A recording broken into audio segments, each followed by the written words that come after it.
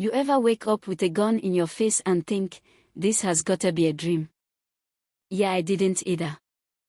But let me tell you something, at 2:07 a.m., when your front door explodes off the hinges, your brain doesn't exactly take time to process. Mine didn't. I heard wood cracking, shouting, flashlights hitting the ceiling like spotlights, and boots, heavy boots, thundering down my hallway like they owned the place. I didn't scream. I didn't move. Years in the bureau taught me better than that. I stayed still, hands up, voice steady. My name is Amira Rodden. I'm a federal agent.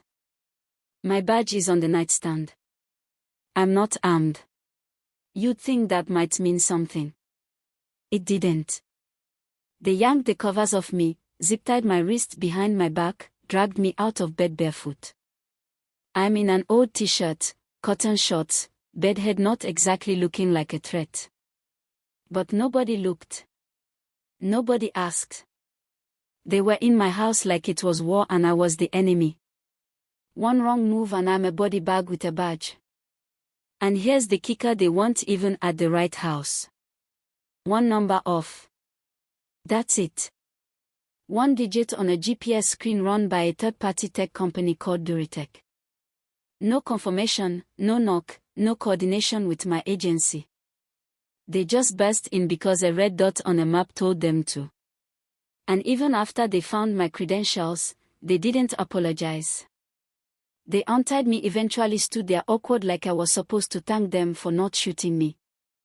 I asked for names, for a warrant that didn't exist, and they just left. Like nothing happened. So I made calls. I pulled logs.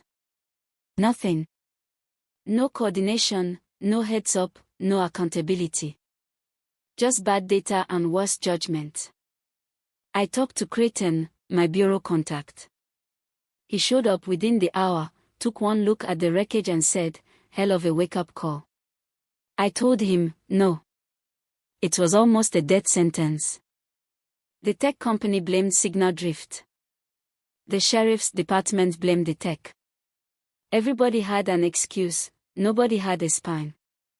And I'm standing there thinking, what if I hadn't been calm?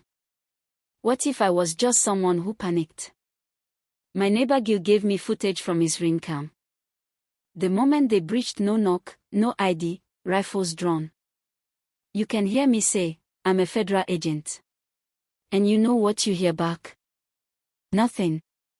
I filed complaints. I testified. I showed up to council meetings. Not as an agent. As a woman who got yanked out of bed in her own damn house for doing nothing wrong. Then Rita, my neighbor 3 doors down, brought me coffee. Sat on my busted couch and just said, you wanna talk?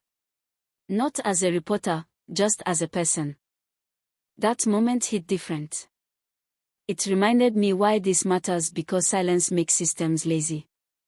Twist is, this wasn't the first time I'd seen it happen.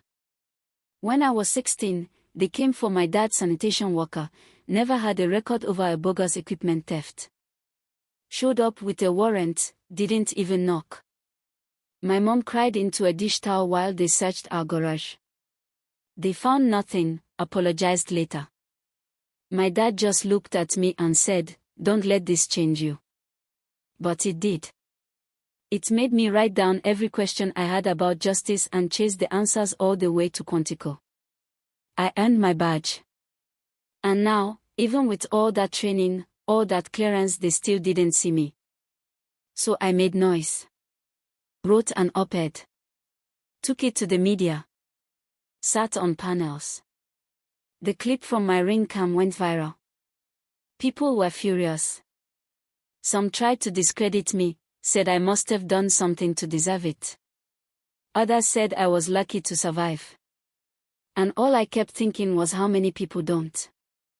Duritech system got flagged for federal review. A few states suspended their contracts. The sheriff's office had to revise their raid protocols. No more forced entries without confirmation. Still no apology. But I wasn't waiting on one. See, the goal wasn't punishment, it was prevention. Making sure the next officer thinks twice before trusting a blinking dot over a beating heart. Making sure the next woman who says, "I'm a federal agent," doesn't get ignored because of what she looks like or where she lives. The last scene. Picture this: I'm sitting on my rebuilt porch, glass of iced tea in hand, cat curled at my feet, new steel door behind me, reinforced locks, cameras watching every inch. The street looks the same, but everything's different. I'm not just a resident anymore. I'm a warning. A story. A ripple that turned into a wave. And it's still moving. So I'll ask you, what would you have done if it were your door? Your bed? Your name they didn't check before pointing a gun at your chest. Because it only takes one lazy decision to ruin a life or end one. And sometimes, telling your story isn't about attention. It's about protection for the next person. Now I wanna hear from you. Was this justice? Was it just a mistake? Or is the system working exactly the way it was built to? Drop your thoughts in the comments, let's talk about it. Let's not stay quiet anymore.